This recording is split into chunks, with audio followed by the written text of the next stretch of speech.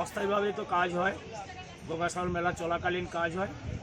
তো আমরা একটাই বলবো যে আমরা তো এখানে জীবন জীবিকা করি, সারা বছর থাকি, সাধারণ পরিবার ও বহু মানুষ এখানে থাকে, বসবাস করে, তারা খুব আতঙ্কের মধ্যে দিয়ে যায়।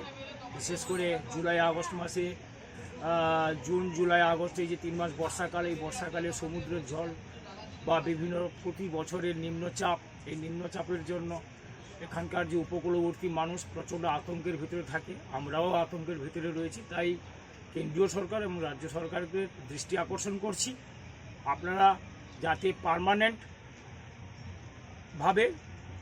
এই সমস্যার সমাধান করা যায় সেইটুকু করবেন, অস্থায়ীভাবে না করে পাকাপাকিভাবে পার্মানেন্টভাবে আপনারা একটু ব্যবস্থা গ্রহণ করুন। আবার তাহলে কি নতুন করে ভাঙছে?